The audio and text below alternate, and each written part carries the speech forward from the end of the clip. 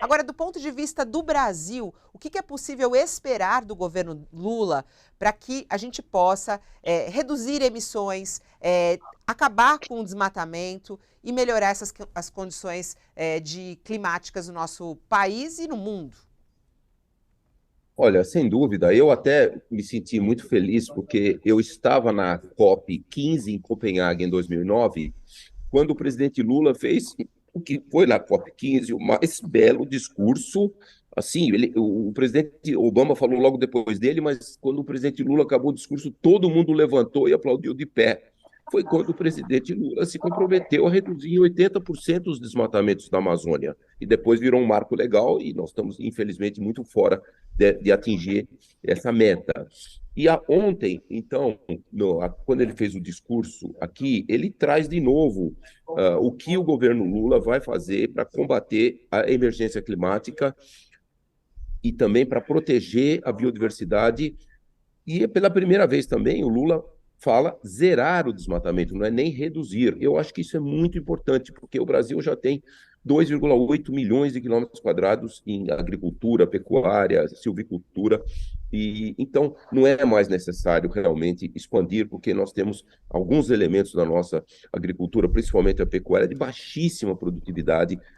30% das pastagens, 1,6 milhões de quilômetros quadrados, são pastagens muito degradadas. Então, nós temos que melhorar muito. E no discurso de ontem do Lula, ele fala uma agricultura regenerativa e uma agricultura sustentável. Esse é o caminho. E é lógico, o grande desafio que o Lula enfrenta já a partir de 1º de janeiro é como zerar o desmatamento na Amazônia, que é controlado hoje pelo crime ambiental, pelas organizações criminosas e mais, mas não é só um discurso de um político eleito. Nós temos que lembrar que no governo Lula, como ele falou, nós tivemos uma redução de 2004 para 2012 de 83% do desmatamento na Amazônia brasileira, combatendo a ilegalidade, criando unidades de conservação e demarcação de terras indígenas, beneficiando todos os municípios que conseguiam também reduzir ao desmatamento. E mais, o presidente Lula, desde a sua campanha, e de novo, ele fala: nós vamos ser um dos primeiros países do mundo a desenvolver uma economia de floresta em pé. E isso, de fato, fazer gratidão aos indígenas. Né? Os indígenas sempre desenvolveram uma economia de floresta em pé. Um, um hectare de floresta em sistemas agroflorestais gera 10 vezes mais renda para cooperativas na Amazônia do que pecuária na Amazônia. Então, nem faz sentido economicamente continuar a desmatar todos os biomas brasileiros claro, a Amazônia. E eu só quero finalizar dizendo, e o presidente Lula está ciente disso, todo o sul da Amazônia está na beira do precipício, do ponto de não retorno, se tornar um ecossistema degradado, perdendo centenas de bilhões de toneladas de gás carbônico para a atmosfera, impedindo atingir as metas do Acordo de Paris, destruindo a maior biodiversidade do planeta. Então, nós temos que zerar o desmatamento, a degradação e O senhor criar... diria que a degradação da Amazônia, a participação dessas organizações criminosas, foi uma política de Estado do governo Bolsonaro? Foi uma política de Estado do governo Bolsonaro. Não vamos nos esquecer uma coisa que eu acho que se o Brasil, nesses últimos anos, fosse um país um pouquinho mais civilizado, vocês se lembram que um ano atrás, antes da reunião do G20 na Itália, o presidente Bolsonaro foi visitar um garimpo ilegal na terra Raposo do Sol. O Leonardo Sakamoto fez várias matérias sobre isso. Como é que um presidente vai visitar os garimpeiros fazendo garimpo ilegal numa terra indígena? Quer dizer, isso é um crime, isso é um crime do presidente, esse foi o símbolo. O presidente, ele deu um sinal verde para todo crime ambiental na Amazônia, não só o garimpo ilegal, mas todo o crime. Então nós temos realmente que encerrar, não vai ser fácil, esse é um enorme desafio, o crime vai enxergar isso como uma guerra, mas nós temos que vencer essa guerra.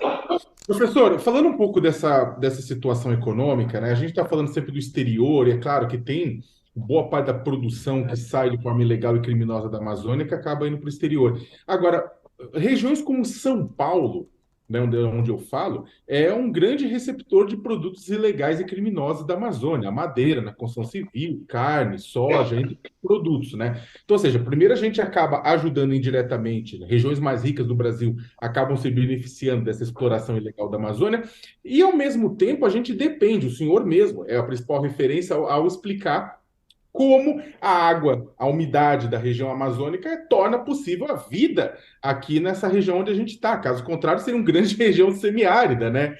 Aqui na região de São Paulo. E aí a pergunta é a seguinte: o senhor acha, na sua avaliação, o senhor acha que regiões com estados como o de São Paulo, do Rio de Janeiro, Minas Gerais, deveriam começar a pagar serviços ambientais para a Amazônia, para os indígenas da Amazônia, para os ribeirinhos da Amazônia, para garantir a floresta de pé? Ou seja, outras regiões mais ricas do Brasil também devem contribuir financeiramente para manter a Amazônia de pé?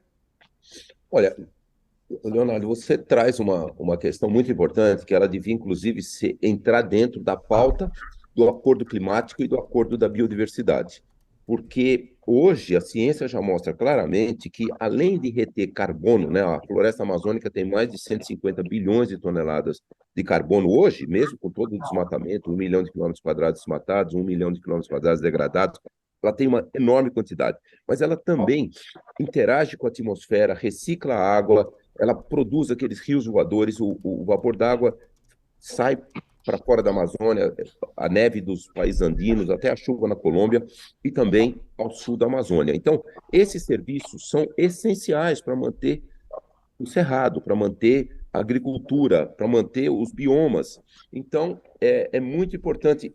Mantém também a floresta, mantém uma temperatura mais baixa.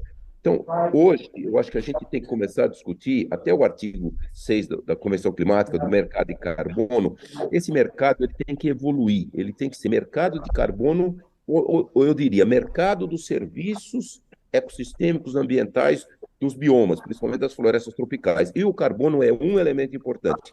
Então, eu concordo com você, nós temos que criar um novo marco legal que todos os serviços das florestas tropicais eles têm um valor econômico, porque eles têm carbono, lógico, para evitar o aquecimento global, mas a reciclagem de água, a manutenção de temperaturas mais baixas, melhora a agricultura, melhora a qualidade de vida, melhora a qualidade da água. Isso nós temos que criar marcos legais para remunerar todos os países e também fazer com que parte desse valor econômico beneficie as populações que mantêm a floresta, especialmente as populações indígenas. Hoje, quase nada do mercado de carbono global atinge as comunidades indígenas de todo o mundo. Nós temos que criar novos marcos legais que beneficiem essas populações.